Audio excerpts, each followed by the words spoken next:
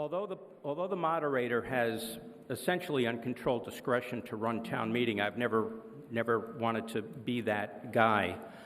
So I've always asked for town meeting's approval when, for example, I decided to suggest that we reduce the unlimited debate to 5 minutes. And since we've implemented that, I've gotten a sporadic over the last year and a half request to reduce it to 3 minutes. However, after Thursday meeting, I received a plethora of requests. So what I'd like to do is, instead of the quorum count, which will be the quorum count, I'd like you to vote on whether or not you would be in favor of reducing the length of debate to 3 minutes per person. And obviously, if there's a complicated issue, you can ask me for additional time. And if it works tonight, we'll just implement it. But a lot of towns do limit it to 3 minutes, and I think that this may be the time for us to do that. So it says advisory vote. That will also count as the quorum count as well. So a yes vote would be to reduce the length of debate from 5 minutes per person till 3. Just for this meeting, but if it works, I'm going to implement it throughout. While we're doing that, I'm required to indicate that the fire exits are on both sides of the auditorium here, or the senior room, and out the exit in the back. Also, Chelmsford Telemedia wants me to point out that if you really want optimal audio reception when you get up to speak at the microphone, please stand on the mat so that you can be heard by not only the members of town meeting, but also the people on the internet, the multiverse, wherever you may be. So just remember to stand on the mat.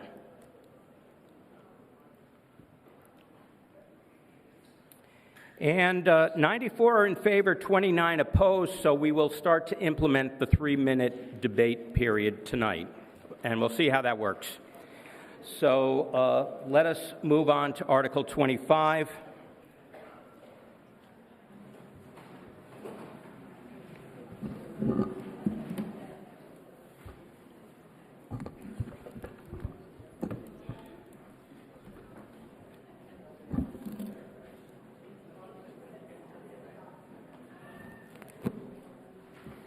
Good evening. Article 25 pertains to you, single-family and two-family property owners in the town of Chelmsford.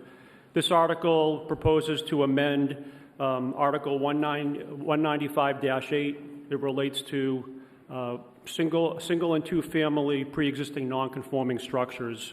Currently, those structures are required to comply with 2019 zoning standards. As you heard in a previous article, upwards of 80% of structures in town are pre-existing non-conforming. Currently, those kinds of projects are required to obtain a special permit from the Zoning Board of Appeals when they are seeking to put an addition, extension, second story, garage, things of that nature onto their property.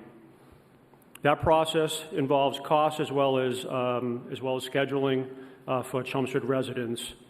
The Chelmsford Zoning Board of Appeals routinely grants relief up to 50% of current requirements, resulting in 99% of projects receiving zoning board approvals.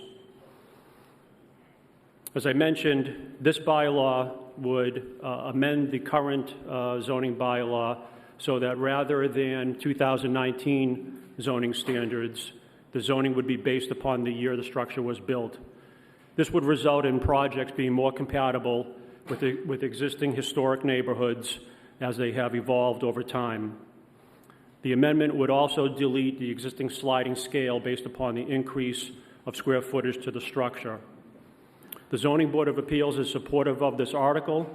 In addition, it's important to note that this article has nothing to do with new building lots, demolition, or new construction. In summary, it reduces the burden to single and two-family residents and taxpayers, and it responds to community trends and values. This slide was added in response to discussion at pre-town meeting. It gives two examples of two prominent neighborhood types in Chelmsford. On the upper left-hand corner is the Westlands. The Westlands was predominantly built out in 1938. It's characterized by quarter-acre lots. So you can see the current 2019 standards compared to the 1938 to 1954 standards. And as I mentioned, the zoning board routinely grants 50% reductions, and what this bylaw amendment would do is to approximately reduce the current setbacks down by 50%. The other example is the Farms 1, that is on half-acre lots. And again, it provides you the example comparing 2019 zoning standards to what the modified bylaw is proposing to apply, which would be 1956 to 1961 zoning standards. That completes this presentation. Thank you. Does the Finance Committee have a recommendation? Approval of Article 25 with a vote of 6-1. Does the Select Board have a recommendation? Board of Selectmen unanimously recommends approval for Article 25. Okay. Planning Board.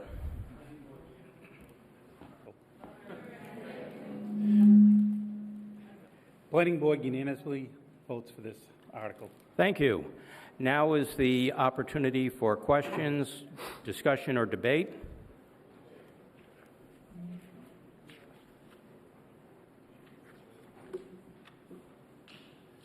Good evening, Mr. Moderator. Chris Bowman, Precinct 4. I would like to hear from the FinCon member who opposed this warrant article and the reason for opposing. Nobody on the planning board? No, FinCon. Everything 1 second. Hello? He's getting you the information.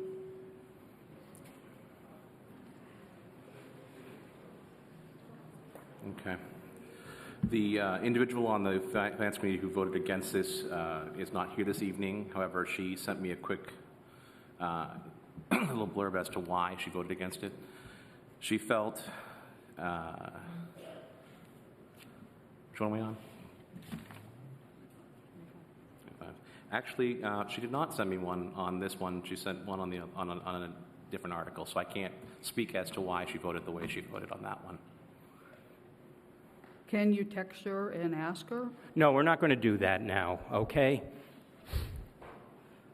Well, I think I asked a valid question, Mr. You did, and the person's not here, and we don't know if that person's going to be available for a text message. All right, then my next question would be, do any of the FinCom members remember why that particular person opposed this warrant article?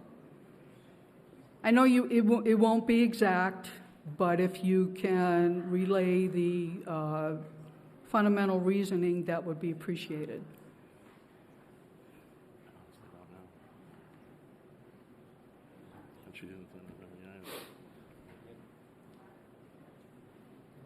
No, they aren't available yet. There was a lot of confusion regarding this article. At the time that this was discussed, I can recall that was the case. Without having the minutes currently voted upon or having them in front of us or having the playback available to us of that meeting, I can't state specifically what the reasoning was. Reasoning wasn't provided for me for the book at the time of publication, so honestly, without that person being here, I can't state specifically why that person voted the way they did. Well, thank you for considering that. I do have some more questions, Mr. Moderator. I would like to know what the drivers are for this, because presumably all of the prior residential homes that were built were grandfathered at each particular stage. So the Westlands in 1938 was conforming to the zoning bylaws. Then the zoning bylaws changed around the 1960 or so, and they conformed to what was going on at that time. So, and then the zoning bylaws were changed again around 1961, I believe. So those prior structures should be grandfathered. Isn't that correct? The existing structure is grandfathered. Additions, extensions, other such modifications are not grandfathered if they don't comply. That's the whole purpose of Section 195A, pre-existing non-conforming structures. So would you say that that is the key driver for this particular warrant article? Yes, Okay. it's to reduce the burdens. The reason I'm asking is because at one of the first planning board meetings concerning this warrant article, one of the planning board members asked, what is... Now, are you engaging in discussion now, or do you have a question? No, I have it's leading up to a question. Okay, let's hear the question. Okay, so my question, and then the response was nothing, and it was from you, Evan. So what is the imperative? So the primary reason is that currently a significant number of single and two-family Chelmsford residents, we're not talking about developers or flippers here, we're talking about long-term Chelmsford residents, when they want to make an addition or improvement, alteration, a garage, a second floor, a bump out, an in-law apartment, are required to go to the Zoning Board of Appeals. That in and of itself is not problematic. The way this has been playing out over the last half a dozen to 10 years is that 99% of projects have no neighborhood opposition. In fact, many of them are supported by their neighbors.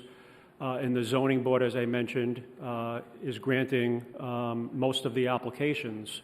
So you're left with the zoning board and the planning board analyzing this provision over the last handful of years, trying to figure out whether it made sense to keep it in place or whether there was a better way of doing business.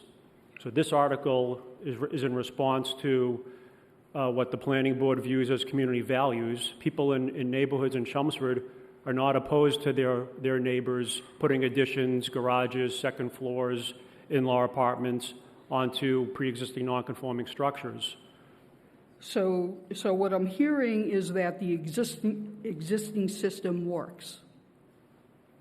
The existing system works as a process for the sake of a process. Right, and that's why that process is in place. And it's good that neighbors support each other. So Are you now engaged in discussion? I was asking myself that very question, Mr. Moderator. So Well, if you don't know, So- I certainly don't know. No. So I guess I don't have any more questions, so if you start the clock, please. Thank you. Okay, so the system in place currently works. That's one of the reasons why the ZBA has a job to do for the residents in town. And it's good that neighbors support one another in these things, but things are changing in the neighborhoods. This may not be consistent all the way throughout town anymore.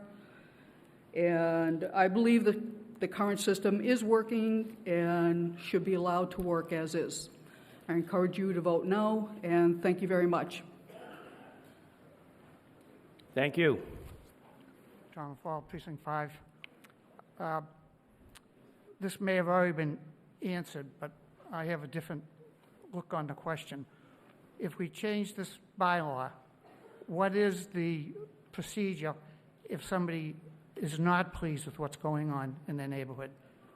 What redress do they have to the town? Way I see it, it's going to go to the building inspector to make that decision. It'll be taken away from the appeals board.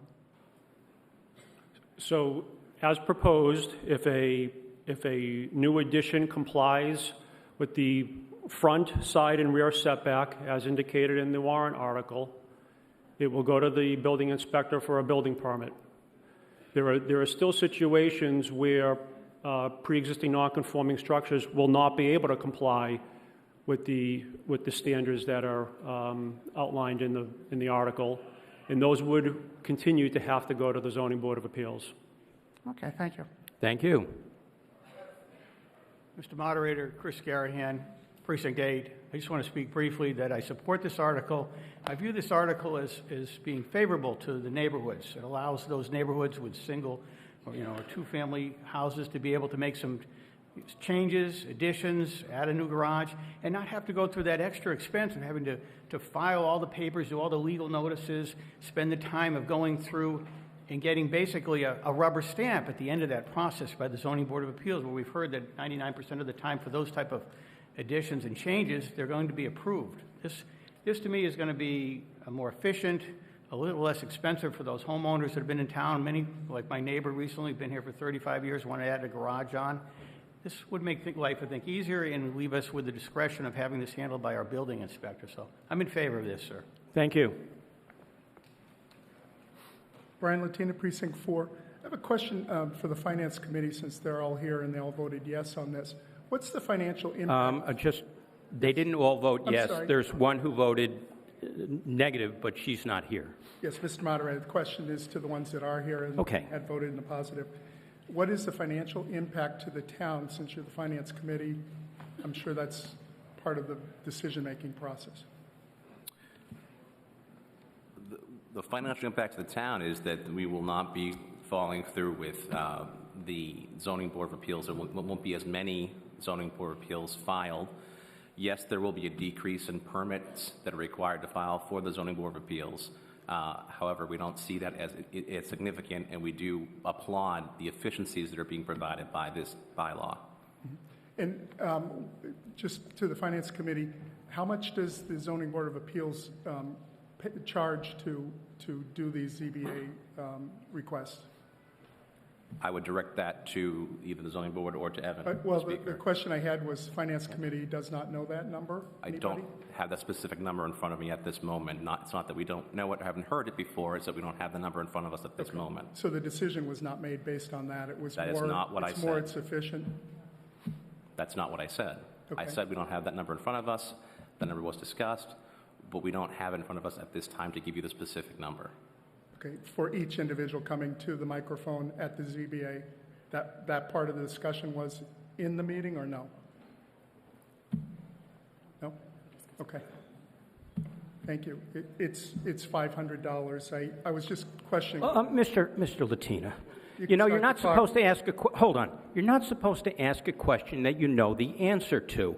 So if you would Mr. start... Moderator, I was asking the question to see if the Finance Committee... Well, no. Question. It doesn't matter who you're asking the question of. If you know the answer, you don't ask the question. That's the rule. I've said it before in my openings every session.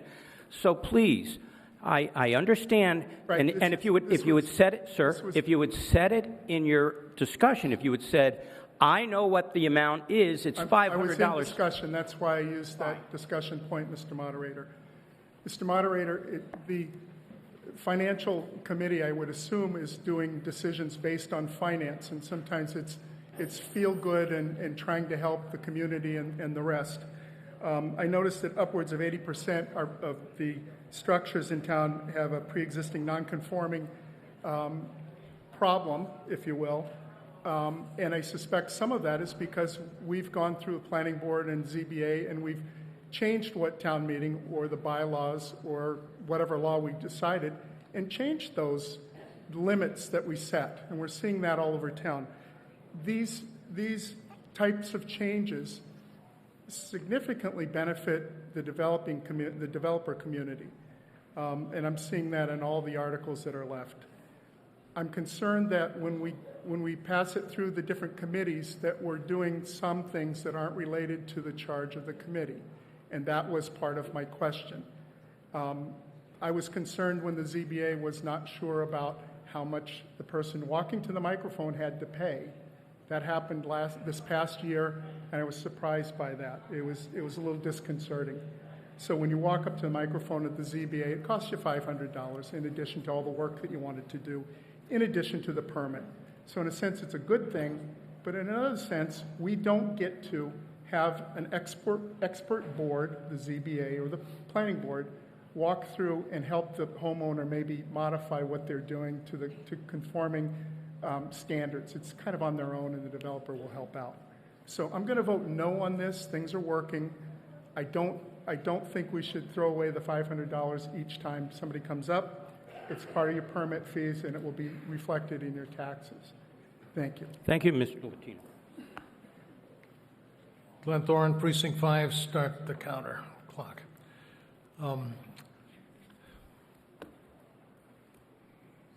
I don't think we should be here making decisions on an article like this just so we can grab $500 from every person in town that wants to make a modification to their home.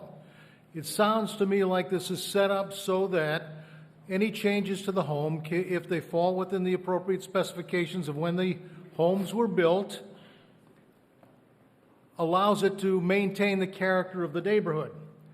If we are trying to get $500 from everybody that wants to add a garage that looks nice, adds to the character of the neighborhood, and the neighbors don't mind, I think that's a terribly improper thing to do, going after the $500 for modest changes.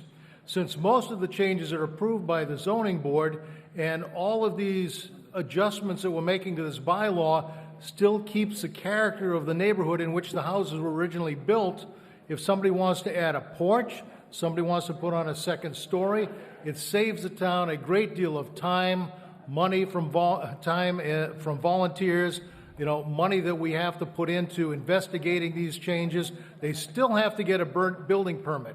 Still has to be a sound structure. It still has to be something that looks appropriate for the neighborhood, but putting the restrictions that we currently have for our larger lots on these tiny lots puts everything in jeopardy of having to be approved by the Zoning Board of Appeals. That doesn't make any sense to me. If it's for the efficiency of keeping neighbors and keeping a neighborhood in the appropriate way that it currently is and looking the way the neighborhoods currently are, if there's a huge, enormous structure that's being built, I'm sure the building inspector would have something to say about that. But for the sake of $500 from everybody that comes up and has a minor disturbance with the setback of the front or side of the house seems terribly inappropriate. So I think that we ought to pass this amendment so that people can build in their neighborhoods, meeting the requirements of their neighborhoods when they were originally constructed, and save time and effort from the Zoning Board of Appeals, and they still have to get a building permit that, clearly if something looks enormously different from the neighborhood, they'll be put into question. So I urge you to pass this article. Thank you. Jim Clancy, Precinct 2, Chair of the Finance Committee. Just for clarification, in looking at the filing fees, it's $100 to file for residential, $400 for commercial, and $500 for an appeal. Just want to make sure that was clear. Thank you. Anyone else?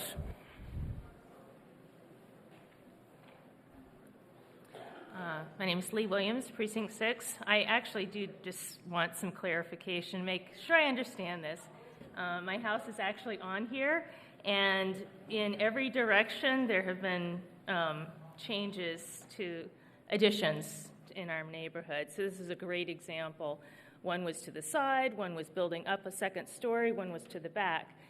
So let's assume all of those houses originally met the older setback, but not the current setback, right? So does this mean, like, when my neighbor adds to the side, say it had a 10-foot setback, does not make the 25, does that mean that as long as they don't have a setback of like 8, it's okay? Or if the addition doesn't make it, I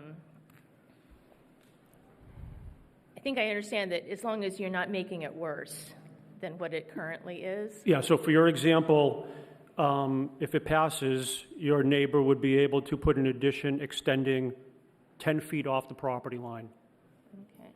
So in the Westlands, many houses are fairly close to that right now. Right. But let's assume it was 15 feet. Maybe it was 15 feet, right, okay. They could put a 5-foot addition on Okay. without having to go to the Zoning Board of All right. Appeals. So as long as they have at least the 10 feet and Correct. nothing.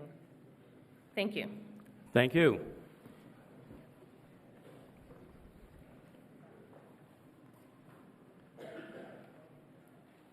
Sam Polton, Precinct 8.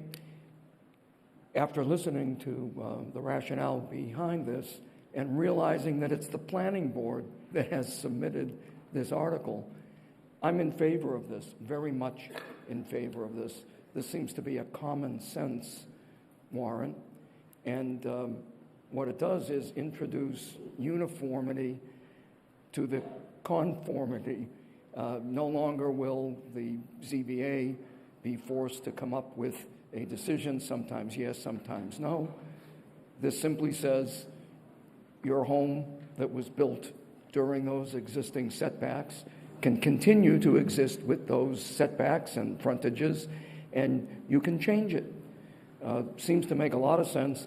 I don't see a lot of opposition from the neighborhoods affected. That would be the only thing that would make me consider voting no. So I think this is a way to clean things up and streamline things. I urge everybody to vote yes. Thank you. Anyone else? There appear to be none. This is a 2/3 vote. A yes vote would be to amend the pre-existing non-conforming residential lot section of the zoning bylaw.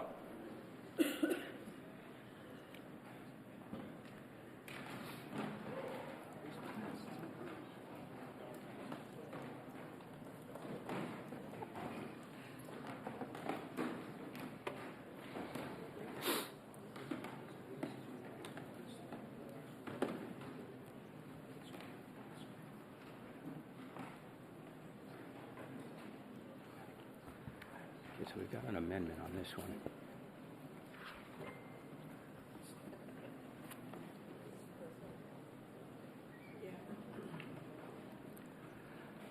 The article passes 109 in favor, 18 opposed, 1 abstention.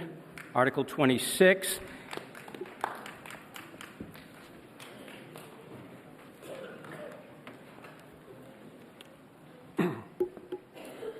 Article 26 proposes to amend the existing planned open space development bylaw, otherwise known as cluster subdivision. There are 4 housekeeping or minor amendments as part of this article.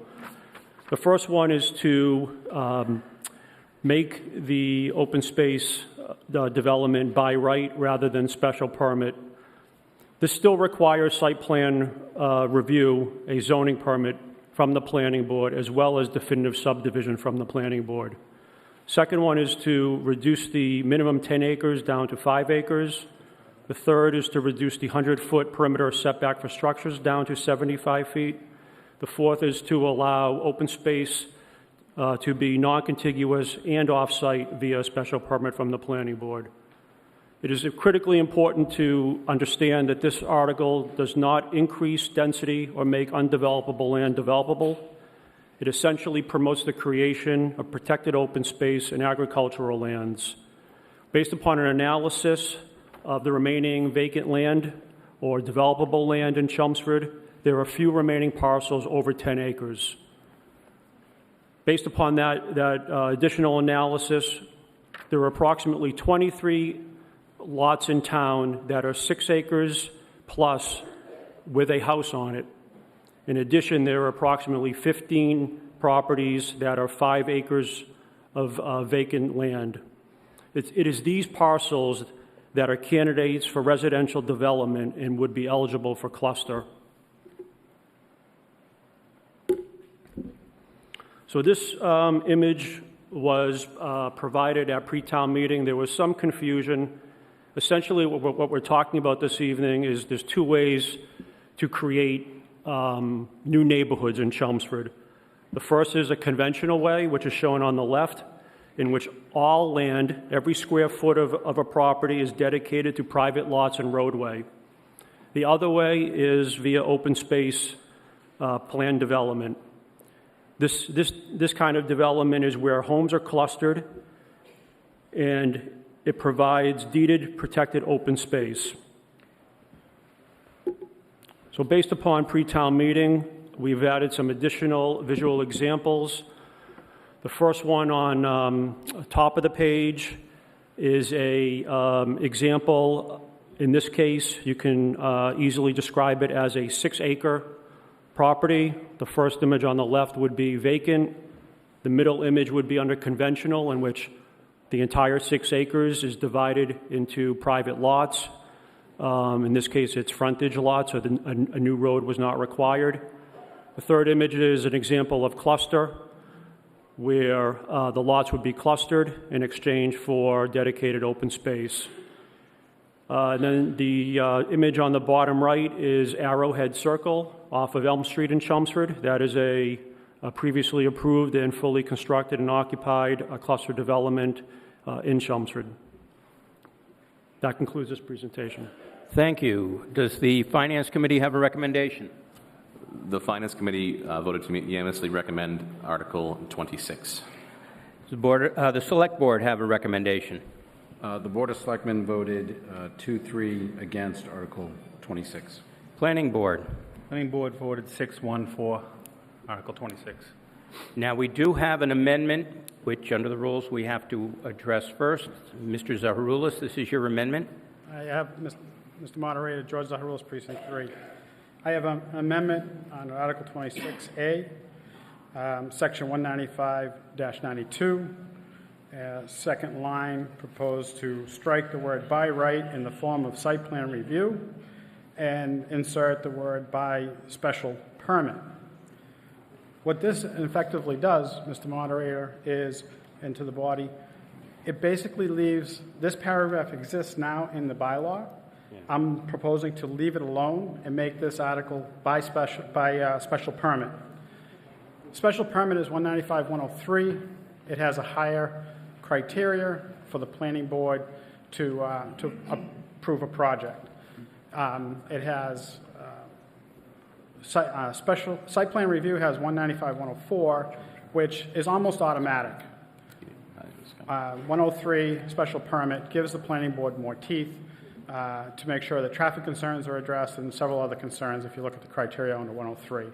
So I ask for your support. Thank you. Thank you. Planning Board would take this as a friendly amendment. Oh, okay. Thank you. So, it being a friendly amendment, we will engage in questions or debate on the friendly amended version of the article. Sherman Horton, Precinct 6. Question not on the amendment, but on the article related to what does off-site mean in terms of the article? It mentions that the open space can be off-site. If you could just define that, please. So that it refers to land that's held in common ownership or land that's under control of the applicant to the planning board. As far as, quantity and quality, if that's what you're asking me. So it wouldn't be part of the actual cluster or the definition of the... Right, so currently the open space is required to be on-site, physically on-site as part of the cluster subdivision.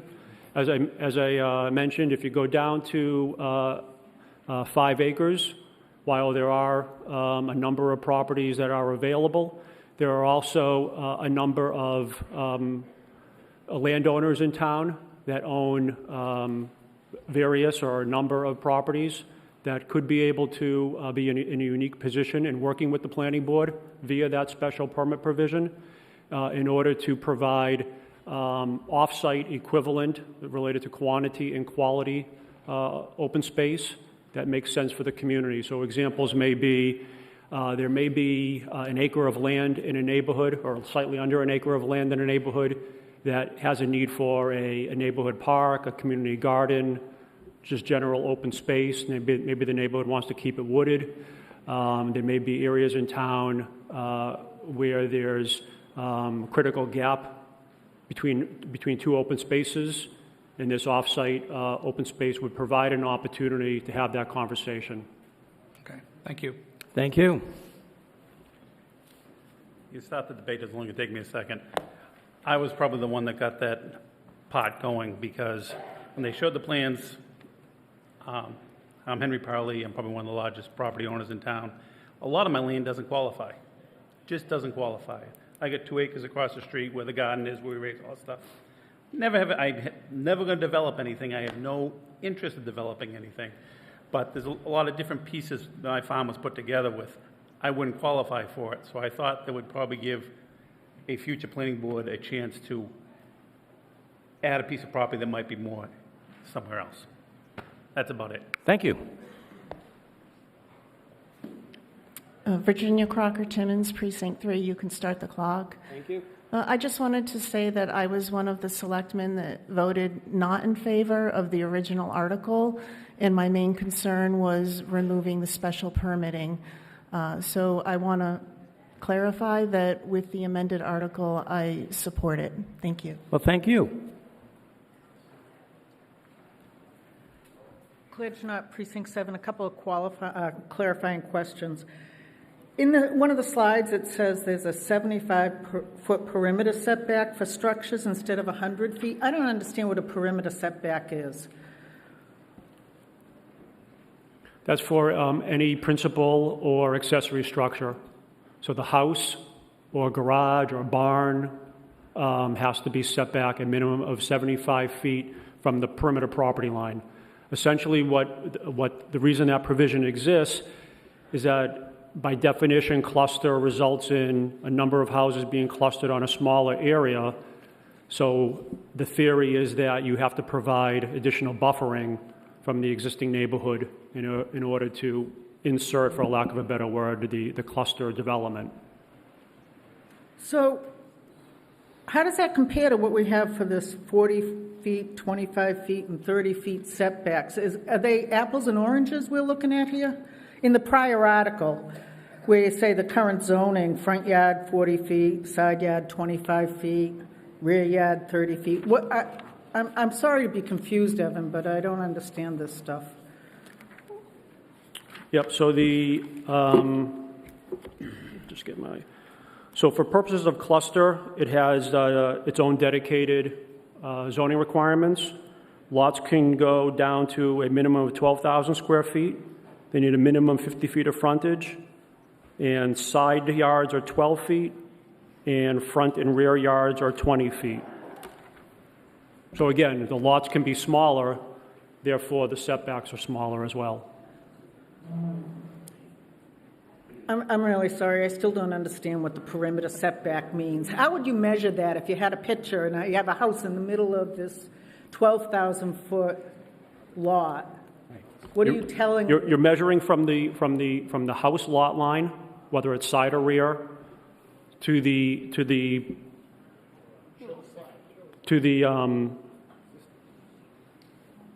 perimeter property line of the entire property. All right. Okay. Anyway, it's only 25 feet, I guess. The second question I have is, you mentioned that there's 23 lots that have 6 acres with some dwelling on it that don't currently qualify for cluster zoning, and 15 parcels that are 5 acres of open land that would become available to develop under this. Do I understand that correctly? So they're currently developable. Right, okay. They can be developed per the left image. So there would be a smaller number of lots able to go on there. Generally speaking, cluster results in one less lot than conventional. If you have a conventional 5 acre. By that general statement, what you're saying is if there's 38 of these lots hanging around that are affected by this, this change in zoning would add another 38 houses over what could currently... It's already zoned for development. I understand, but okay. I was just trying to get a sense of the scope Understood. of how expansive this really is. And what you're telling me is it's one more house per... It'd be one less under cluster per project. What would it, one less? One less house lot. If we pass this tonight, it'll have one more?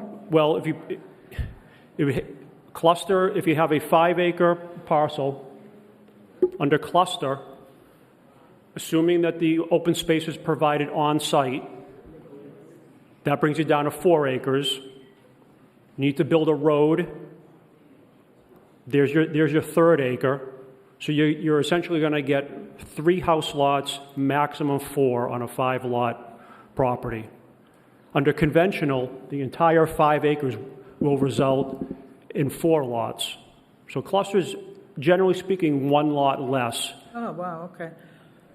And then my last question is, when these go in, who maintains and owns the open space?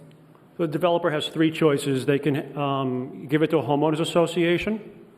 They can convey it to a nonprofit that's responsible for open space. Could be the Conservation Commission, could be the Land Trust, or they can deed it to a non-local entity that's also responsible for open space protection.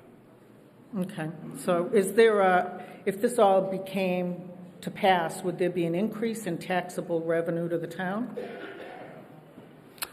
I think, generally speaking, cluster would result in less taxable land, just predominantly because you're increasing open space. So depending on who you ask, you know, an additional house lot compared to an acre of dedicated open space. Okay, thank you very much. Thank you. Mr. Moderator, Chris Garahan, Precinct 8. I just want to say that I support this article. This article is brought forward by our planning board. This is a proactive approach to deal with the development of land, and the big beneficiary of this article is really open space.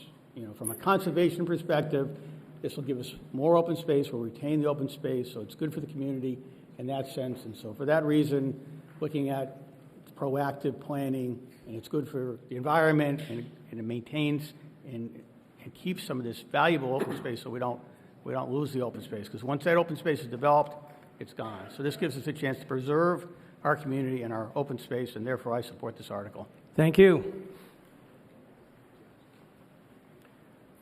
Kathy Tuberty, Precinct 1. So you just talked about the 3 different ways that a landowner could move that land. How do you ensure that that stays open space in perpetuity?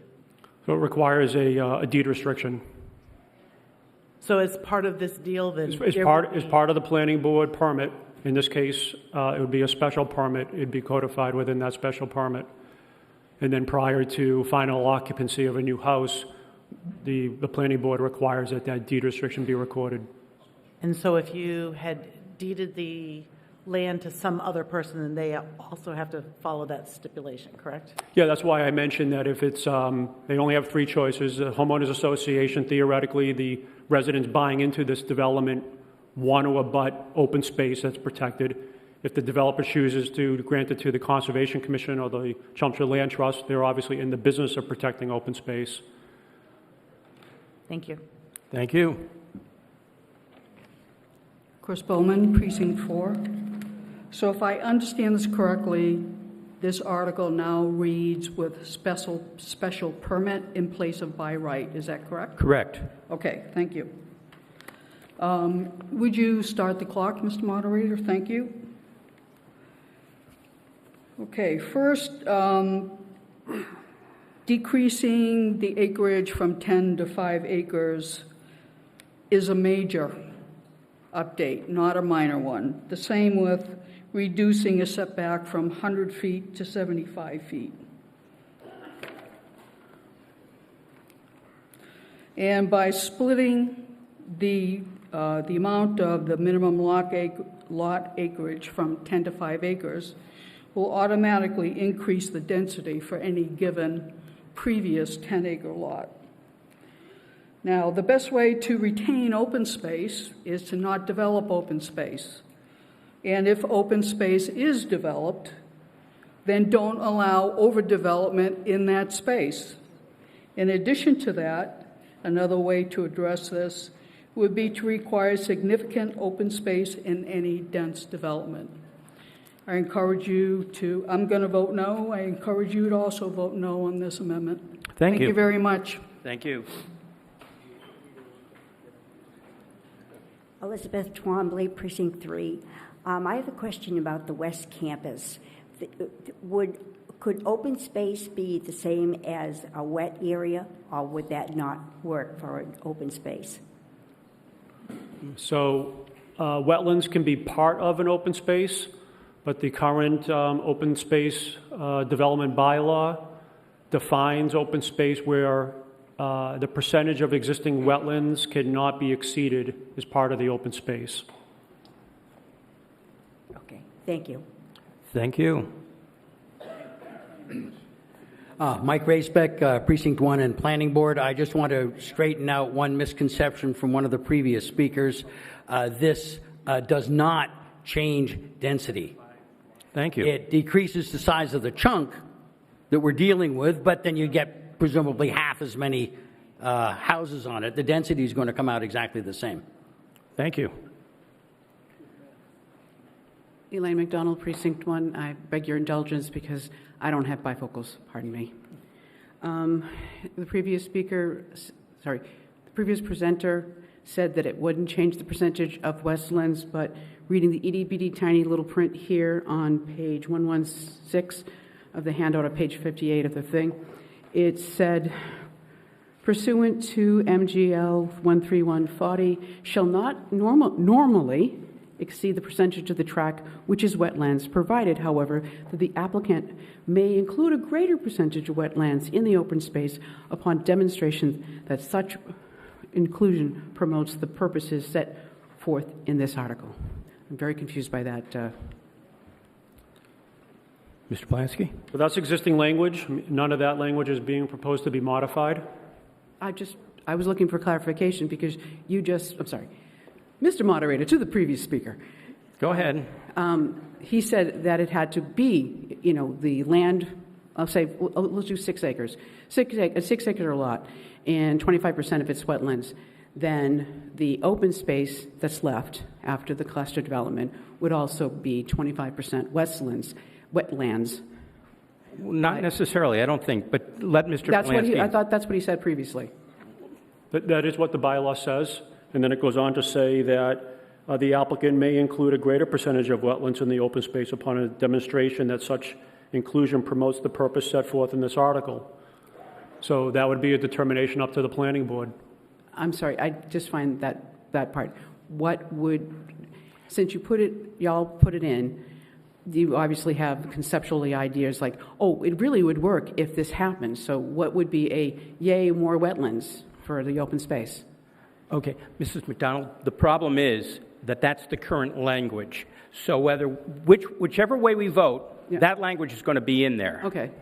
I just want you to understand that. No, I thought the impression was 25%, but the language, so it's still, right now, it can be all wetlands if the planning board said yeah.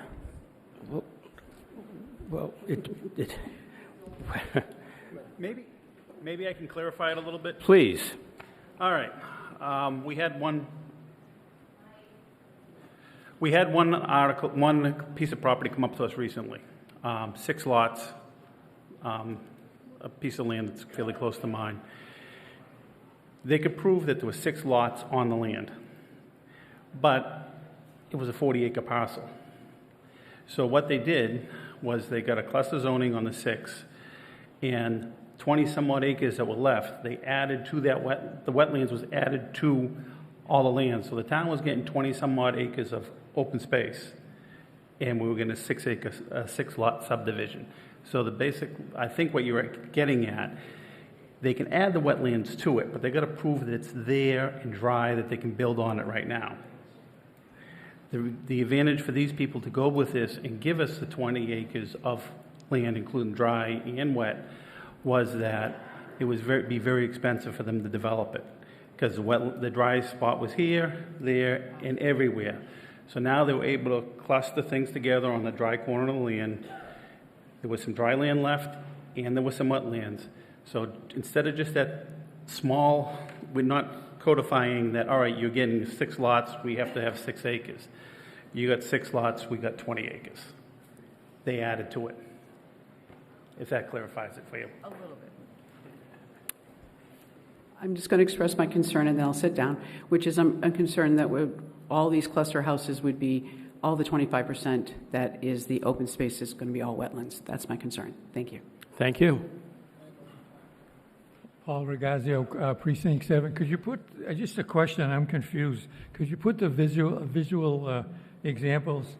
You're saying that there's less density, but yet in the comparison you have one with 6 and then the one with cluster is 8. I'm confused. Yeah, so the visuals are difficult to find online, and I'm not able to create them. I'm not a graphic designer. But if you follow the math. So those are not comparable, those are not three Correct. lots. Correct. That one would indicate a density bonus from 6 to 8 lots. We don't allow a density bonus in Chelmsford. Okay, so I mean, So in this image here, on the right, you want to pretend that it's 6 lots instead of 8 lots. Okay, all right, thank you. Thank you. Anyone else? Debbie Jerry, Precinct 6. My question is, recently it was approved by the planning board, and you'll have to forgive me, that's why I'm asking. The 6 homes that were supposed to be off a Turnpike Road, how much was the acreage? I honestly forget. Was that considered cluster housing also? No, that was not approved as a cluster. And how much acreage for those 6 homes? I remember it wasn't too much, but I can't recall. 3/4 of an acre? Pardon? 3/4 of an acre? For 6 houses? Correct, but that was not approved under cluster subdivision. Okay, thank you. Thank you. Johanna Shaw, Precinct 9. Just a quick question on the third option, like all the way to the right there. The red lines that extend into that cluster subdivision, are those private driveways or are those roads that the town will be on the hook for maintaining and plowing? So a developer has a choice. They can propose a private way, and in exchange for a private way, the planning board typically reduces the standards, or the developer can propose a private way, in which case the roadway must comply with town standards. Most developers for clusters approve private ways, and then the homeowners association is responsible for maintaining it. But that's part of the negotiation, as part of the planning board process. Okay, so there's no additional responsibility to the town financially for maintaining that extra bit, right? Only if it's proposed and approved as a town road. Okay, and we approve that at town meeting, correct, for the roads to become town roads? That's the final step in the process, correct? Okay, thank you. Thank you. Hi, Diane Baxter, Precinct 4. So I just want to clarify, we currently have cluster development allowed in town, right? Yes. So the main things this article does is change the minimum acreage from 10 acres to 5. And then currently there's a 100-foot perimeter setback. So that's from a house within this cluster development to like the edge of the neighborhood or the edge of the large property? Not the edge of the large property. Lot. Okay. So it was 100 feet, and this would change it to 75. Okay. So the benefit to the town from this is we're allowing more open space to be created on using smaller lots to get there. I'm trying to understand what the benefit to the developers are. Sure, that's a good question. I mean, what's the main, is it that they can build on smaller lot sizes? So the primary benefit is reduced costs related to infrastructure. The roadway is much smaller in length, is the primary one. So it's not just the roadway, but it's also the utilities serving those three or four lots. So it's a significant reduction in infrastructure costs to the developer. Okay, and you said that there's no density bonus, so although the lots are smaller, if you have a 5-acre parcel right now, and our minimum lot size is what, half acre? Within cluster, it's 12,500 square feet. But if it was conventional, it would be 10 lots on a 5-acre parcel? If it were conventional, it would require 40,000 square feet. So what you're saying is, so say the size of the lot ended up being 10 houses under conventional, you would only allow a maximum of 10 in this cluster? Okay. All right, I think that's all. Thank you. Thank you. Jan Spence, Precinct 3. Could someone answer the question of how this would affect the development of the West Campus property? Would it entitle them to build more homes, less homes? Same exact. I think we've calculated that under RB, current RB zoning, which is acre, they can do about 21 house lots. And this wouldn't change? Current cluster does not give a density bonus, and what's being proposed does not change that. Thank you. Thank you. Brian Latina, Precinct 4. Mr. Moderator, question to the presenter. You said there's a setback area around this property. What can go in the setback area? So section 195-94B says that the required open space shall remain unbuilt upon, provided that 10% of such open space may be paved or built upon for structures accessory to the dedicated use or uses of such open space, pedestrian walks, and bike paths. So could a National Grid electric box with the yellow bollards go in that setback zone? A bus stop, a kiosk, dumpsters, that sort of thing?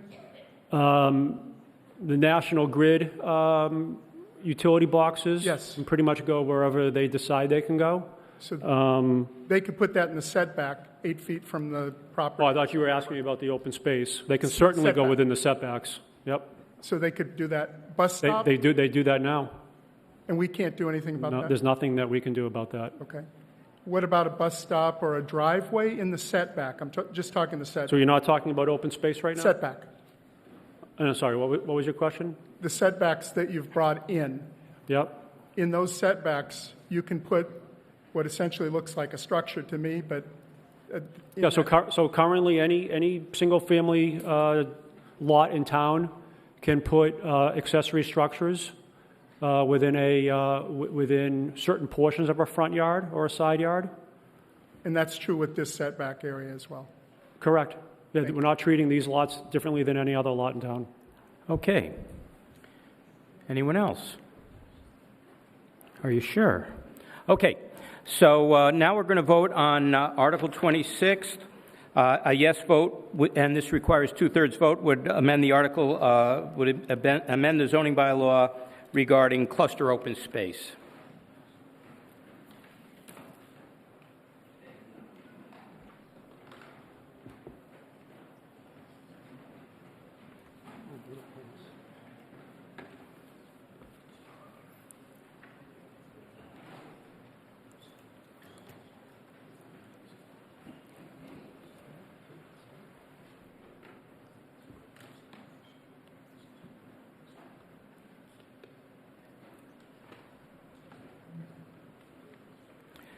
The article passes, 96 in favor, 29 opposed, 2 abstentions.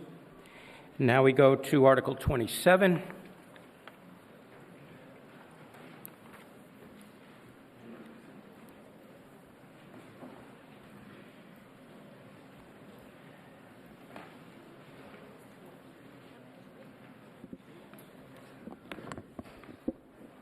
It's all yours. Thank you. Article 27 is a rewrite of the article that you saw at a previous town meeting. It addresses an entirely new set of requirements in the zoning articles for historic preservation of residential properties. There are currently about 9,300 non-condo freestanding 1 to 3 family residences in town. 1,012 of those were built before 1938 and are currently permitted to be converted to 2 families.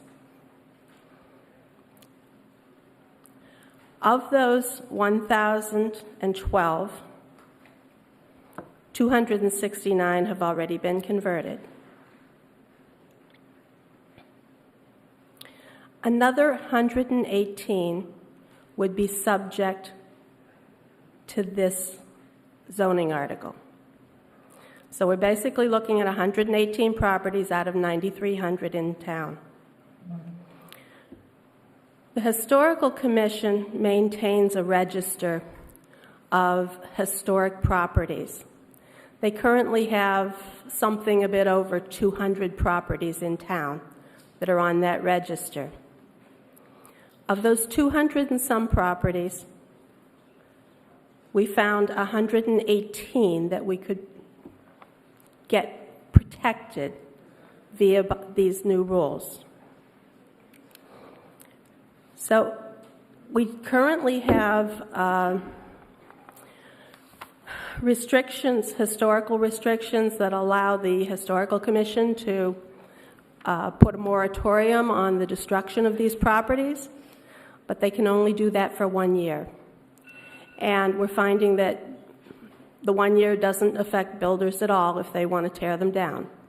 So that moratorium is not protecting the properties. Over the course of the last 6 years that we've been working on this, we've done a lot of research in terms of options that we could find to protect these properties. We can't stop them from being torn down because they're private property. I don't think we can get this group to allot the funds that are required to maintain those properties, those private properties. So the only method we have to stop the destruction of them is to provide bonuses to the homeowners and investors that give them something extra in return for the investment that it takes to restore and rehabilitate these properties. The bonuses that are included in this bylaw are two options. One is to allow an extra living unit to be added to the properties, and the second is to split the property into 2 buildable lots. Both of these come with considerable restrictions, and therefore only about half of the properties on the historic register will even come close to qualifying. That doesn't mean that all of these 118 actually could qualify, but they have enough land, they have a big enough building, they meet the bare minimum requirements to be able to get into this qualification. So the qualification requires the builders to do, or investors to do a couple things. It requires them to do a historical restoration of the exterior of the property.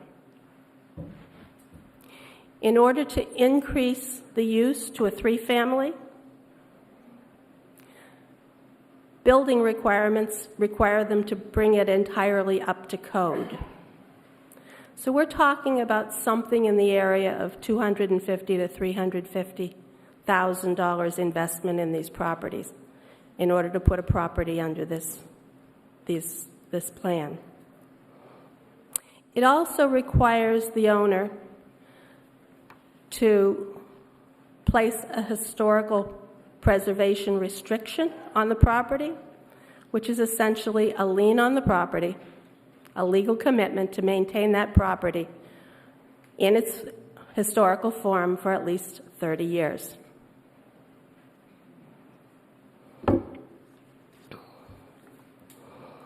So what we have is 118 properties that could possibly qualify as 3 families, 44 properties that could possibly qualify to be split.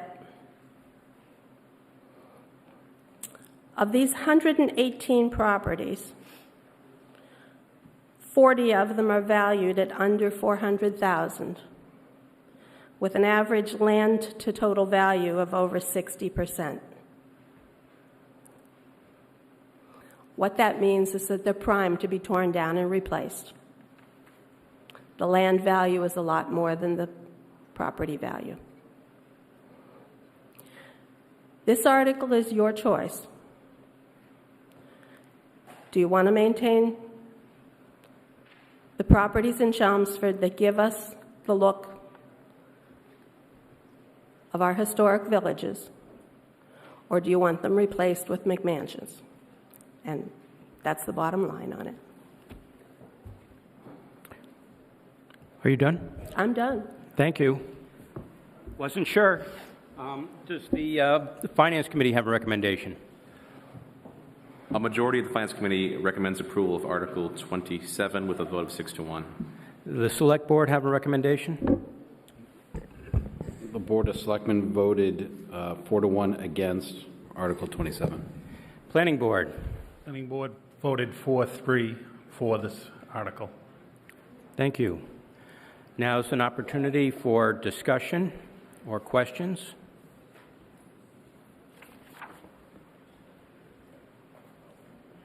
Alvin Draymond, Precinct 5. Approximately at what rate are conversions currently occurring? I'm sorry, could you repeat that? You gave the number of properties that are eligible to be converted. Mm-hmm. Over the last few years, approximately what rate? Just 1 or 2 a year, or 30 or 40 a year, or, you know? Just a couple a year. We're seeing conversions slightly greater than tear downs, and we're seeing about 1 to 2 a year of tear downs. So the McMansions are about 1 or 2 a year? Yeah, it's not fast. Okay, thank you. Thank you. Scott Davidson, Precinct 3. Through you, Mr. Moderator, to the presenter. As the Planning Board was doing their research, putting together this article, it's obviously put a lot of effort into this. This is a lot of words to read even, so I can only imagine how much time and effort went into this. Did you look at, obviously we live in a very historical area, did you look at some of the neighboring towns and what they do, like Concord and Lexington and other towns like that, and what they do in terms of historic preservation for the buildings that have been around for numbers of years? Concord and Lexington and Bedford and Andover, Wilmington. Yeah, there were about a dozen towns. And do they have similar ideas going on in their town in terms of promoting historic preservation and reuse?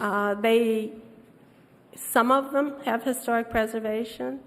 Concord is promoting extra units. It's a whole mix of different things in terms of restrictions on what those conversions need to look like, or one of the things we picked up from Andover was no outside staircases in the conversions. Bedford had requirements around consistency of architecture of additions, and we picked that up as well. Okay, and then I just had a question on the relocation. Mm-hmm. That's one of the options that somebody who's going to preserve the structure, one of their options available to them is that they can just relocate the structure somewhere else. Is there? I didn't see anything in there as to what the specifics are as to where it can get relocated to or how it gets relocated. Well, you can't relocate it to any place that a house can't go. Okay. I mean, you can relocate it to any place that's zoned for a house, but this does allow you to use the half-size lot in the relocation. Okay, thank you. Yeah. Thank you.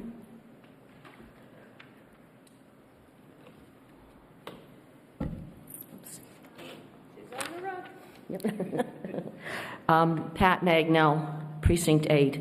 I have a couple of questions to start with.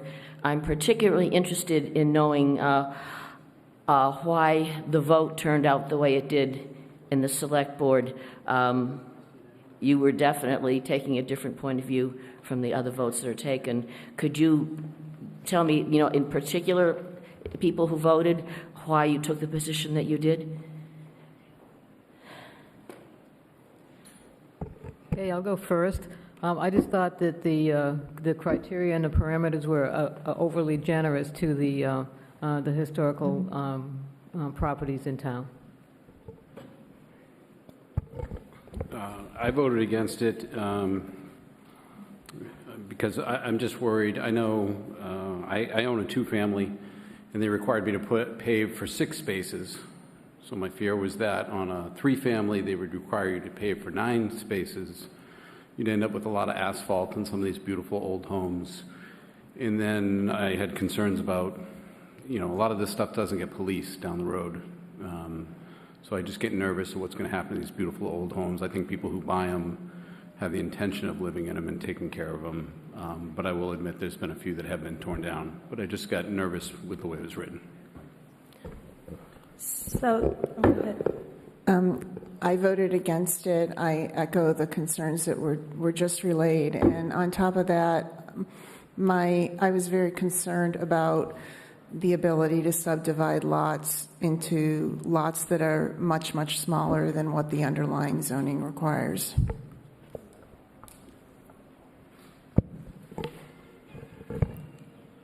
I voted for it. I live in a historic neighborhood. I have a variety of homes near me. Some are Sears homes. Mine is a Sears home, and if it isn't, then it's the copy, because my neighbors have the original Sears catalog that their home came from. So we've got duplexes, we've got triplexes, we've got double deckers. We have so when I see what the original intent of a lot of these historic homes was, particularly in my neighborhood here, and you look at where people have historically wanted density and built for density because it was near town centers, it was within walking distance of retail, there was historically available transportation there. It seems that is preserving the character. And when you have somebody come and they buy a historic home and they bring it up to code and still preserve the architecture, so you don't get one of these boxes with windows that you so often see that are kind of cookie cutter, it keeps the architecture interesting. It keeps the neighborhood varied. And, I can name the 6 predominant houses in my neighborhood, and they are over and over again. But there's enough variety there that you don't notice it. And it's not like the new buildings where you have one house, and sometimes it's rotated 90 degrees. So it's just, I think that in the interest of preserving the architectural diversity, I thought that this was worth it. And then bringing things up to code, I hate plaster and lathe. I know people love it, but I can't stand it. It stinks, and it, like you lean on the wall, and there aren't enough electrical outlets. I can't plug things in. I can't run internet up to my second floor office. So I see all of the benefits of being forced to bring things up to code, and I completely understand the fear that we'll end up with a bunch of paved lots. But I don't necessarily think that this is going to affect all the houses that it could. I think it's going to be a limited number, and I think that you're going to get a lot of people who have houses like mine where they might put an in-law apartment in or something. So.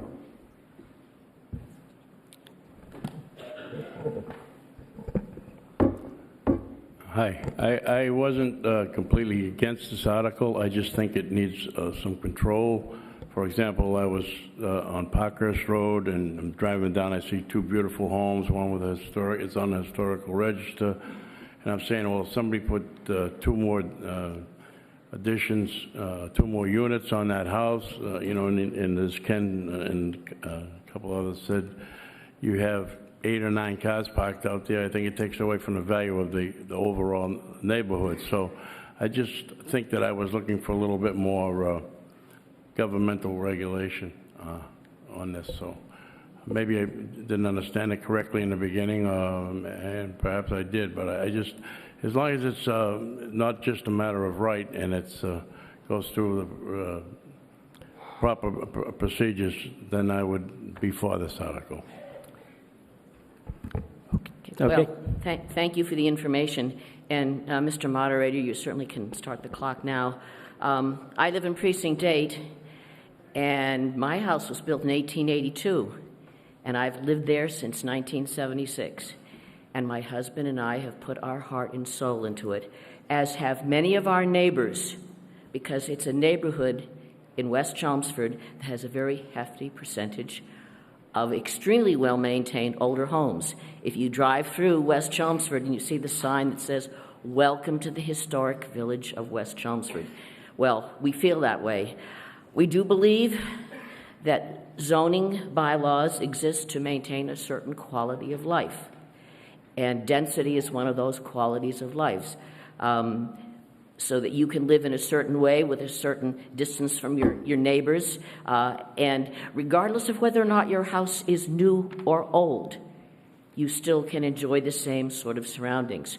We actually have several new, very large, ultra-expensive houses in this neighborhood. I don't think the owners of those properties would be very thrilled if the number of properties that could be potential two-family conversions that were shown on this map that was given to us became multifamilies. It would absolutely change their quality of life. When I saw my house on this as a potential conversion, I didn't know whether to laugh or cry. All I know was I asked my husband, "Would you sell it to somebody that wanted to be a two-family?" And he said, "Over my dead body." And I said, "I'll second that motion." But we're there for a reason. We like it that way. But we think that why do you give a great incentive like this to ultimately change the character of a neighborhood? And where's this? I just speak of my own, but I'm sure there are others that may feel that way, that we do not want... 1 minute. Okay, thank you. We want to maintain our quality of life. We are very committed to preserving our properties. They are exceedingly well-maintained, and the new and the old get along. But once you become a property heavily populated by income properties, it changes. And there's nothing you can do about that. And if this passes, it provides a great incentive for properties like that to be created. Anyway, needless to say, I am adamantly opposed to this article, and I absolutely encourage that you join me in that. Thank you. Thank you. Hi, Chris Bowman, Precinct 4. I have a number of questions. It was stated that there are also at least one member on the FinCon committee that oppose this, and a number of members of the planning board that oppose this. I would like to hear from those members. The member who voted against this did not attend this evening. However, I do have an emailed paragraph from that member. That member feels the bylaw incentivizes the conversion of historical homes into multifamilies at the possible cost of the neighbors. With the change, the value in the homes becomes ability to create multi-units instead of preserving the historical integrity of the home. The risk, as that person sees it, of allowing multifamily being in the neighborhood where it's a single family, which may or may not have a negative impact to the neighborhood in the long run. They feel that this bylaw also allows the lot to be split, adding additional homes on it, again, at the expense of the neighborhood. Thank you. And are the planning board members that voted against this warrant article present? If so, I would like to hear from you as well.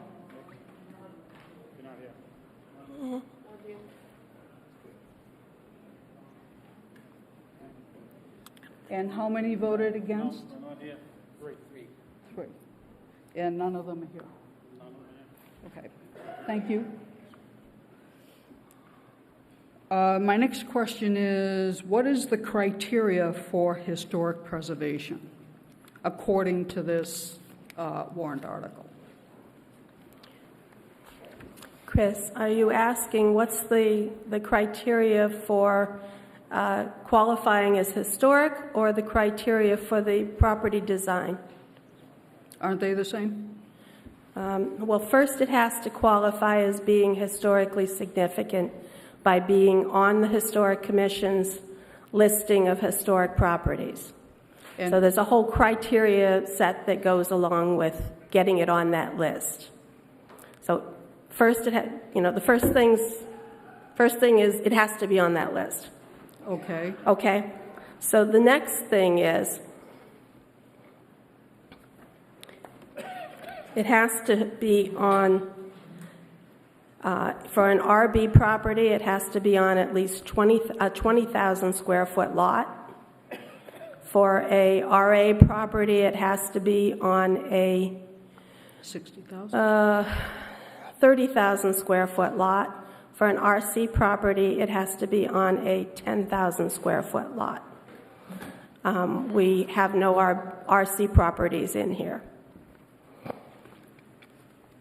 Okay, so there's a national criteria for historic preservation, register, and then there's the Historic Commission's evaluation of what That's right. An historic structure is within town. Then there's the lot size, and then there's the building size. The building size has to be large enough to support the square footage requirements for the number of bedrooms for each unit. So depending on how many bedrooms, there's a minimum size for each one of those units. So the absolute minimum would be 3 studios. Then you have, 3 one-families, et cetera. Each one of those has to add up to within the size of the property. So the 118 that were identified meet the bare minimums of 3 studio apartments. Okay, and so... Now, then there's parking, and it has to have space for adequate parking that is not in the front yard. The number of parking spaces, again, is dependent on the number of bedrooms. The minimum that's required for a 3-family would be 4 parking spaces. Okay. Okay, so when the Historic Commission looks at potential properties, basically they look at everything. There's no restriction to what they would consider what could potentially be historical significant. So they're not restricted to any given zoning district, is that correct? They're not restricted to any zoning district, but this also restricts it to properties built before 1938. So they could identify a historic property that was built after that, but it would not qualify under this. Okay. Next question. How were the owners and possibly abutters notified that their property is considered and is designated historically significant by the Historic Commission? I think Deb is behind you and could answer that.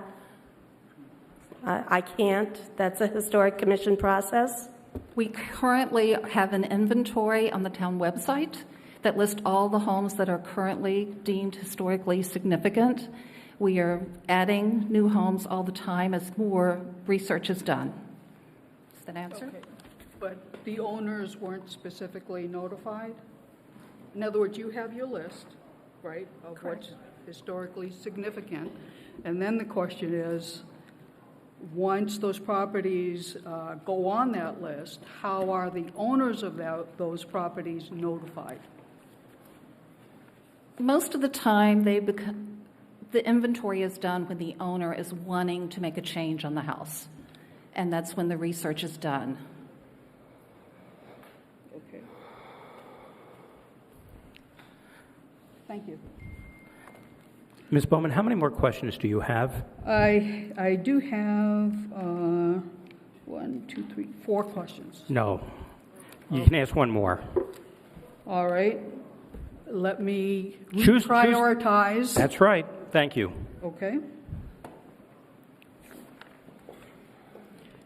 Okay, so the next most important question I have is on page 71 in the top frame.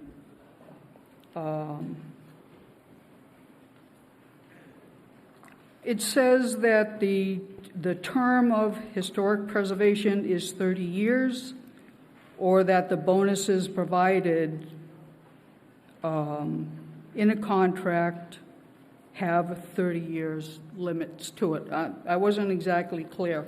Is this just any property that has historic preservation, or does it just apply to bonuses provided on that historic preservation?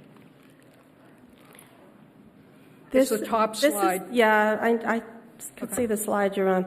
Okay, so this is talking about the preservation restrictions or restrictive covenants contract that the owner has to enter into in order to qualify for this program. So in order to get approval for either a 3-family or a property split, they have to enter into a contract with the Historic Commission. Okay, so this is a separate step from actually being designated as historically significant. Okay, so then my next question. No. It's on this specific answer. You had one more question. I can count. One is one. Okay, you've asked plenty of questions. You can certainly make an argument if you wish. Okay. Go for it. Thank you. All right, so anything that has a limit or an extinguishing term to it means it's not permanent. So this historic preservation for these properties are not permanent. So there's no real preservation because it disappears, and therefore any preservation supposedly benefit the town is an illusion. Okay. So one of the other things that is disconcerting is in going through this as the changes are being described and as standards are being set forth, one of the standards is that the minimum gross floor area requirements are specified in 195-113 residential uses. Well, that comes from the CEIOD, which is a commercial zoning bylaw. So it seems to me that the better thing to do, since this is not a commercial zoning bylaw, would be to put those specific requirements in this specific bylaw. That way there's no tie to a commercial zoning bylaw. And it shouldn't be in there anyway. Okay. Most importantly, as far as owners being notified, there were at least 3 people in the area that I live in where their properties are on the historically significant list. These people did not know that their property was on the historically significant list. They did not seek national registration for a historic structure, and they have no intention of either selling their homes or splitting their homes. So owners are supposed to be notified. This is a warrant article. Those owners should have been notified in writing by the town. Because they weren't, this particular article should be withdrawn. And I had one more thing. And 23 seconds. I just can't find it other than I'm totally against this, and I encourage you to vote against it as well in order to preserve our neighborhoods the way they are as residential neighborhoods for the character of the town, which is still a residential town. Thank you very much. Thank you. Start the clock. Deb Taverna from the Historical Commission. We have worked with the Planning Board for several years on this article. We are concerned that some of our oldest, most vulnerable homes could be demolished. We can only protect them for a year. These are also our most valuable homes. They're the ones that give Chelmsford, they're on our main roads and our main streets, and they give Chelmsford its look and its feel. Some things I'd like to point out, the restriction, if it's a preservation restriction, it can be made permanent. A covenant can only be made up to 30 years. And depending on the situation, we make the call on which one we put on a home. The covenant can be renewed, so it can keep going.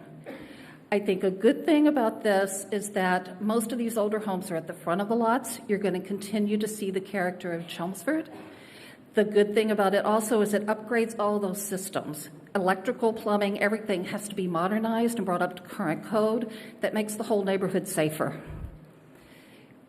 I live in a 1780 house on a main drag, and my house was bought by a developer, 15 years ago.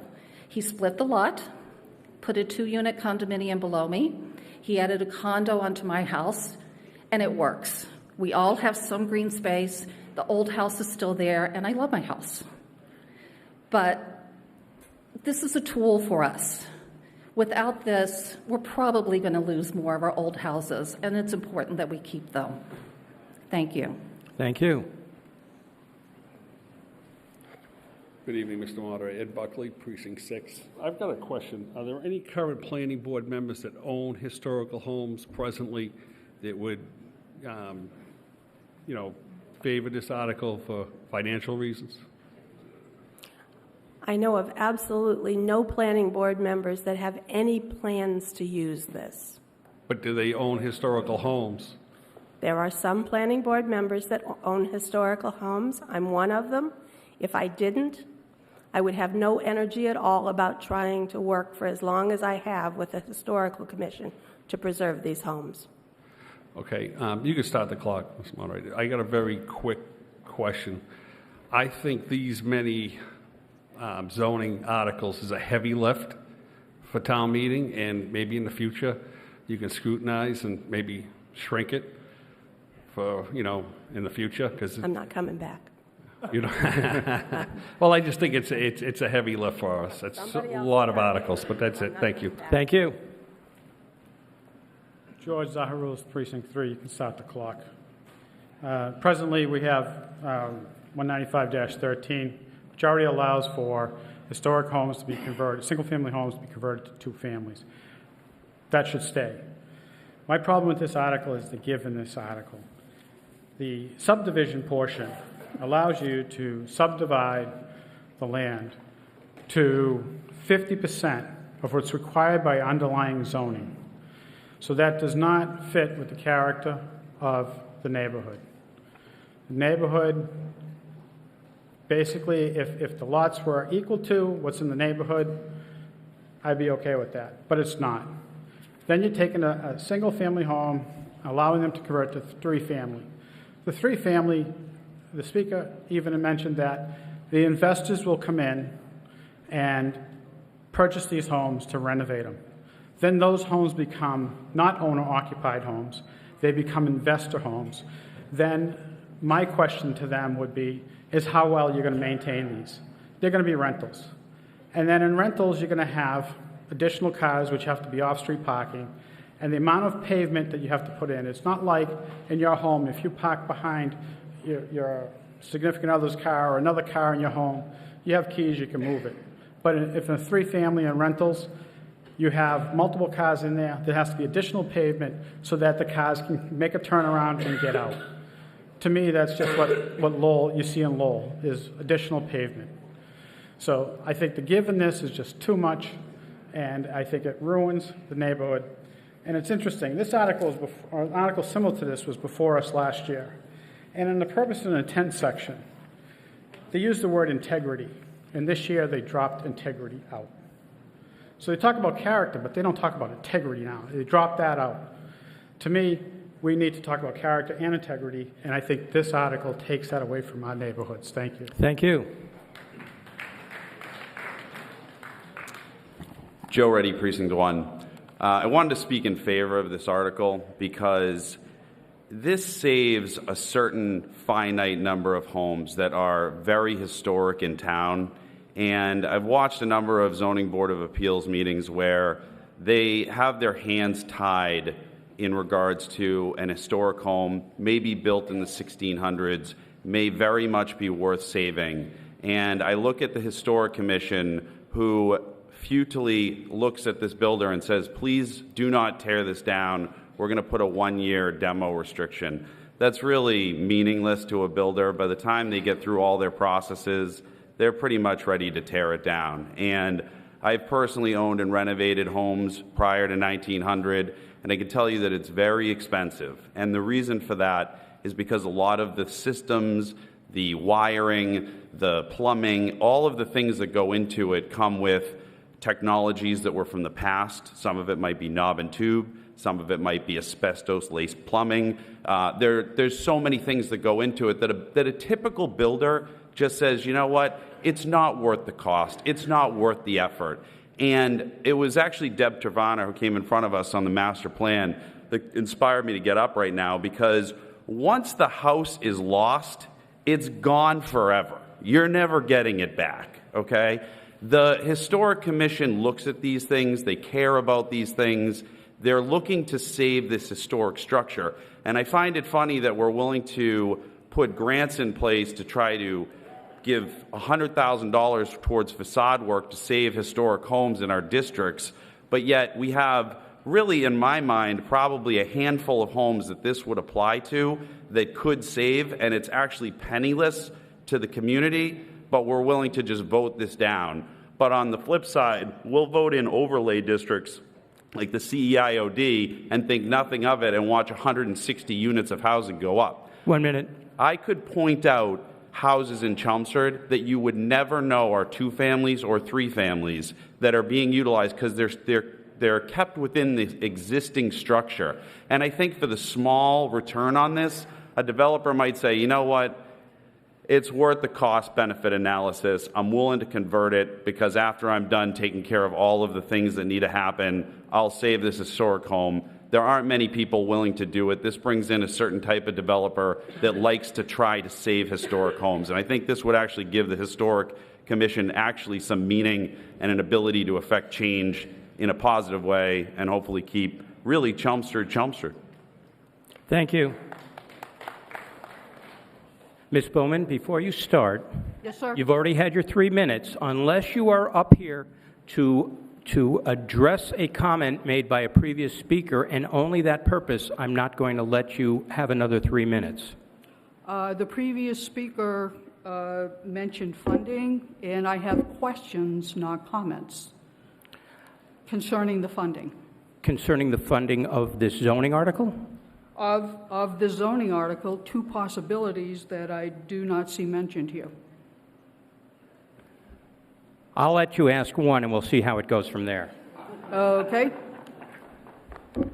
So the first one is whether or not the town has sought development funds from the state to apply to the historical structures.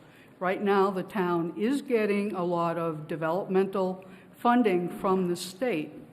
So why couldn't some of that money at least be earmarked for historical preservation of the historical structures in town? I defer that question to Deb from the Historical Commission. What? Yeah, I know.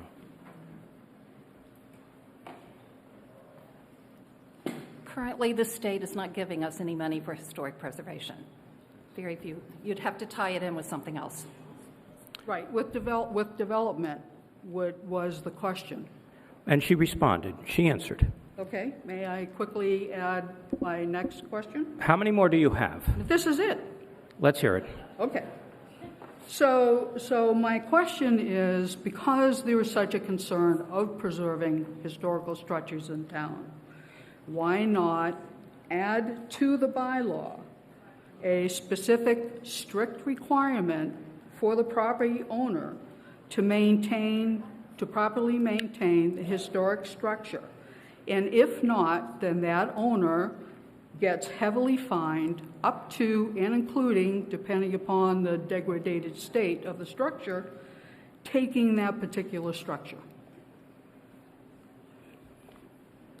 That is the purpose of the historic preservation restriction. That's why you do it. Okay. Nope, you've got your two. You got your two. I didn't say anything. I was just evaluating whether I could, and so You can't. I will say thank you. Thank you. Hi, Nicole Toomey, Precinct 9. I just have a question. Could you just make an article that says you just can't tear down historic homes? So you can't? Okay. No, you can't. The issue is it's private property, and you can't require people to maintain their own property. Okay. And then I just have a comment. Go ahead. So my husband and I moved to Chelmsford. We bought a historic home that was built in the early 1800s. So there are people that want to buy these homes and keep them as single family. We're willing to do all the plumbing, electricity, everything. But you can tell the difference on our street for the houses that are not single family historic homes to the ones that are historic family single homes. So I just think that the people who own these single family homes have put their heart and soul into them. And I think it's different than the 2 and 3 families. Thank you. Thank you. Alvin Draymond, Precinct 5. Start the clock, please. Probably won't matter, though. My question before asked the rate of conversion, which was told it's very low. And this could potentially open a Pandora's box. We really don't know what the consequences will be. You make a rule, and developers look through it, evaluate it, and will move in their best financial interest because, well, that's what developers do. They are developers, so they develop. I think this is a potentially dangerous one. We know what the current effects are of the standing rules of very low rate. We don't know what will happen next. Therefore, I think we should reject this proposed change. Thank you. Thank you. Tom Moran, Precinct 8. I served as a selectman, and I was on the Master Plan Committee in 2000. I've sat here all night long, and the one thing I've heard consistently is developer, developer, developer. I think you're really buying the store. You're giving it away. I think it's time to say no to this article. Thank you.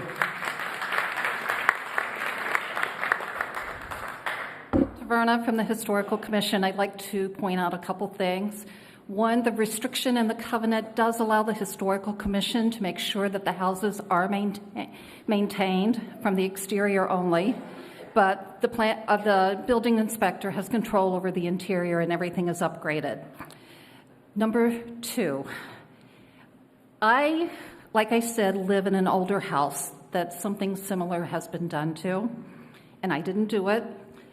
But if I had the choice of having a new house on a lot only and having a historical house in front of it with the new house on the same property, I would vote for the second choice every time. We're losing our old houses and we're losing our feel, and I'd ask you to please consider voting for this. Thank you. Brian Latina, Precinct 4. You can start the clock, Mr. Moderator. Mr. Moderator, I've been listening to this as well, and having been all over the country, seeing what happens when you start making these kind of changes to rescue the houses, I realize that town meeting is kind of at a quandary here. This is very complicated stuff. We're doing something related to 80-year-old homes. And you know what? If we waited a year and come back and thoughtfully do this again, because it will come back. It's like plastic bags or straws, the rest. It all comes back over and over until they get their way. This is a developer's benefit. That's it, pure and simple. The 101 Mill Road facility house there is now being used. There's people living in it. It'll be a great 3-family property or 2-family, whichever we allow. I think if we waited a year and tried to figure out what RC and RB and RA and all that stuff is, and then we also, as was promised to town meeting, we identify the properties one by one, and we give them written notice that town meeting is about to change their property. We've spoken with a few landowners and homeowners in town that have historic properties. They were not notified, folks. The town meeting has taken this up. We were told several years ago at town meeting that they would be notified when town meeting is going to take up a warrant article that hurts or benefits their property.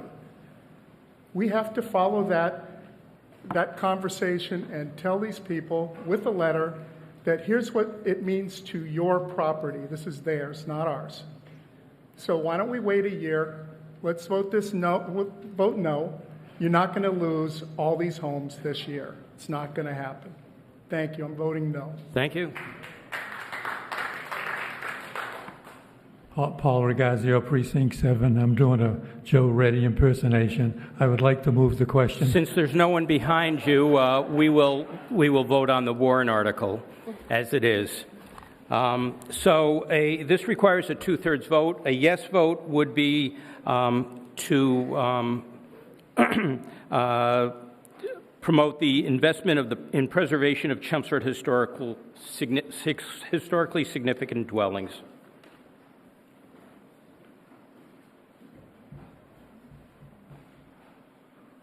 It's going down in flames.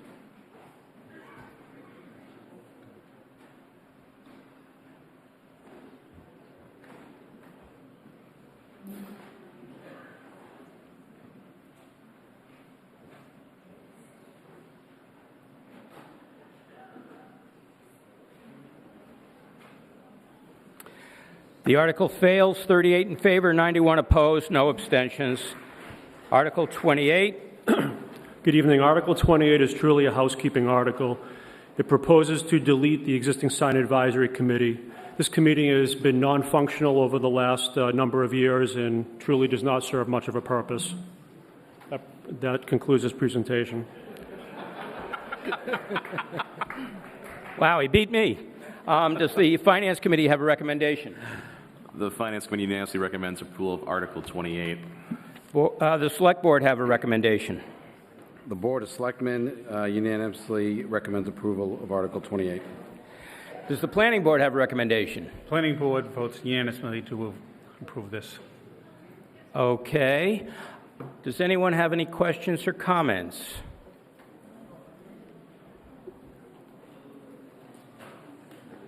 Chris Bowman, Precinct 4. My question is, what was the purpose and intent of the Sign Advisory Committee in the first place? So the Sign Advisory Committee sole purpose is to provide recommendations to the Zoning Board on sign variances only. So is it safe to assume that they have more knowledge about signs throughout town, throughout existing towns, that could potentially impact the character of this town that the Zoning Board of Appeals may not be aware of? So if you could find 3 people that would, continuously serve in this capacity, you may be able to make that case. The fact of the matter is the Zoning Board, when the Sign Advisory Committee has provided a recommendation, the Zoning Board has predominantly granted the zoning relief as requested. Okay, so I take it by your answer that the minimum number of people for a committee is 3? Correct. Okay. And are you aware of when the last time the Sign Advisory Committee made a recommendation to the ZBA or Planning Board? Been at least 3 years. At least 3 years.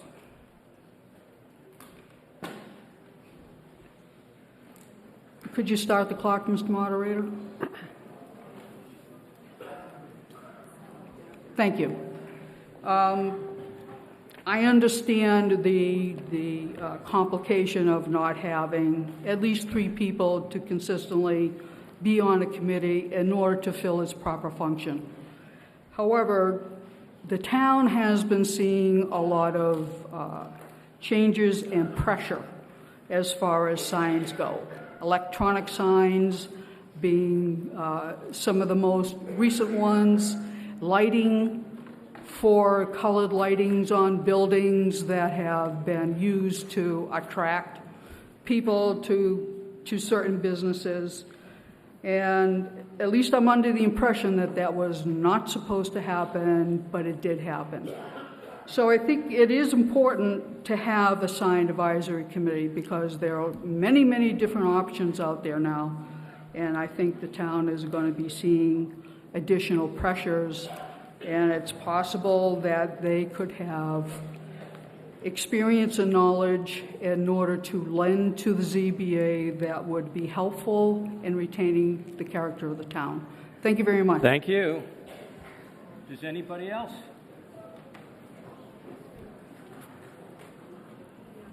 Alvin Drayman, Precinct 5. I was not aware that there was such an advisory committee. How do people get onto the committee?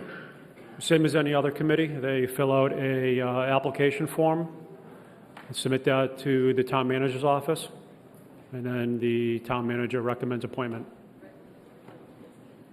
Has there been any effort to recruit people for this committee? Yeah, every Board of Selectmen's meeting, one of the standing agenda items is to go through the tallying count of all of the openings and boards and committees in town.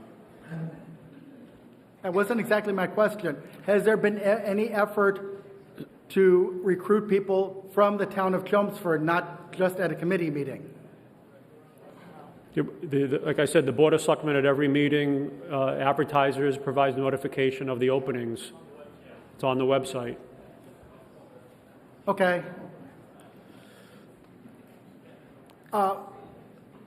May I ask a question of the group present? No. You mean the entire town meeting? Yes. It's a, no. A simple yes or no question. No. Okay. Donna Parley, Precinct 7. I would personally love to rip down all the illegal signs. What? Yeah, shut up. I will... Come on. He always tells me what to say. Well, I understand, but be respectful when you tell him to shut up. Okay. I will apply for the committee seat. I don't know how many else people are there. I don't know. I'll fill out the form. Okay, thank you. Okay. Glenn Thorne, Precinct 5. Start the clock for about 15 or 20 seconds, please. This committee and the need for this committee is quite obvious. The committee is self-canceling.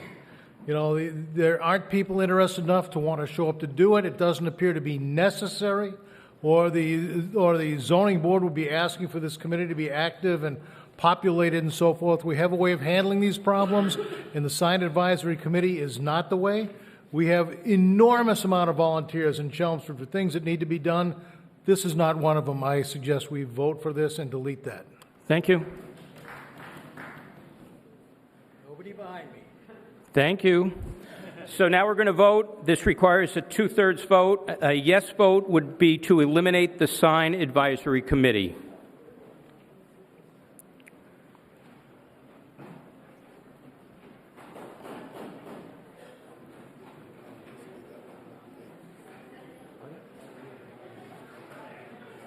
No, me neither.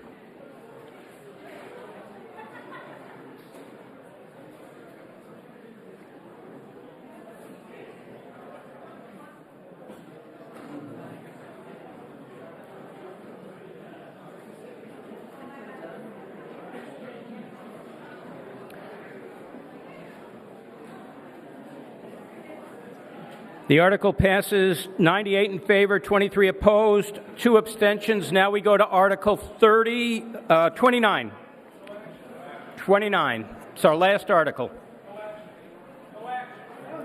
No action? No action. No action. Then I'll entertain a motion to adjourn.